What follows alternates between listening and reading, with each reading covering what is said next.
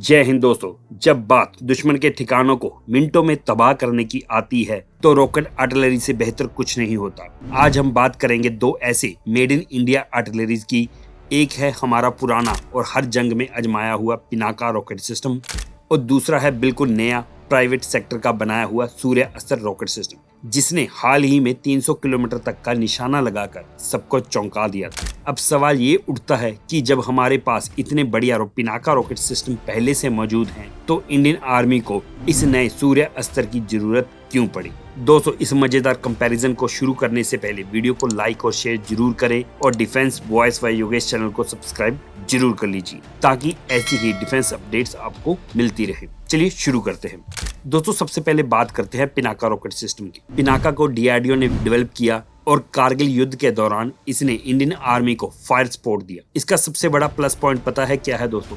ये एक एरिया सैचुरेटर है, यानी इसका मतलब है कि अगर किसी पहाड़ पर या मैदान में दुश्मन की पूरी फौज, बंकर या टैंक्स छुपे हैं तो पिनाका 44 सेकंड में 12 रॉकेट दागकर पूरे के पूरे इलाके को मलबे के ढेर में बदल सकता है। इसकी रेंज लगभग 40 किलोमीटर से शुरू होकर नई गाइडेड वेरिएंट में 75 से 90 किलोमीटर तक पहुंच जाती है। कम लागत, बड़े पैमाने पर प्रोडक्शन और कुछ ही सेकंड में भारी फायर पावर देने की क्षमता की वजह से पिनाका आज इंडियन आर्मी का सबसे भरोसेमंद रॉकेट सिस्टम में से एक माना जाता है। अब बात करते हैं सूर्य अस्त्र रॉकेट सिस्टम की। इसे प्राइवेट कंपनी नीवे लिमिटेड ने इजरायली टेक्नोलॉजी के सहयोग से डेवलप किया। दोस्तों, जहां पिनाका के गाइडेड वेरिएंट की रेंज लगभग 75 से 90 किलोमीटर तक की है, वहीं सूर्य अस्त्र को इससे कहीं लंबी दूरी के मिशनों के लिए डिजाइन किया गया है। इसमें दो वेरिएंट है, एक है 150 किलोमीटर का और दूसरा है 300 किलोमीटर रेंज वाला। और सबसे हैरान करने वाली बात है इसकी एक्यूरेसी। 300 किलोमीटर दूर बैठे टारगेट को भी ये सिर्फ 1.5 से 2 मीटर के छोटे से फर्क के साथ बिल्कुल आग के गोले की तरह उड़ा देता है। ये एक यूनिवर्सल मल्टी कैलिबर लॉन्चर है, यानी इसे एक ही ट्रक से आप अलग अलग साइज के छोटे और बड़े गाइडेड मिसाइल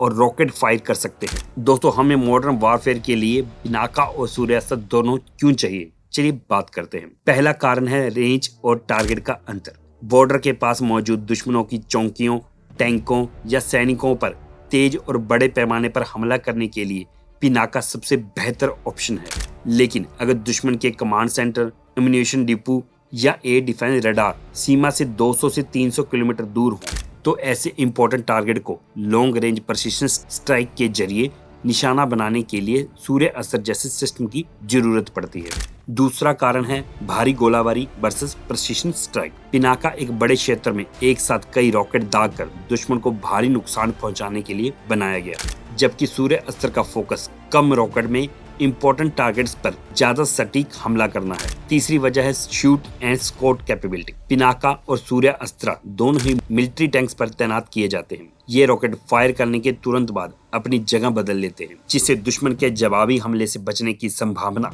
काफी बढ़ जाती है। तो आसान भाषा में समझें तो पिनाका और सूर्य अस्त्र दोनों की अपनी अपनी भूमिका है। पिनाका बड़े इलाकों में रॉकेट हमला करने के लिए बनाया गया है, जबकि सूर्य अस्त्र इंपॉर्टेंट टारगेट पर ज्यादा सटीक हमला करने के लिए विकसित किया गया। दोनों सिस्टम मिलकर इंडियन आर्मी की आर्टिलरी क्षमता को और ज्यादा मजबूत बनाते हैं। दोस्तों, आपको क्या लगता है, क्या प्राइवेट सेक्टर के आने से हमारी डिफेंस ताकत और तेजी से बढ़ेगी?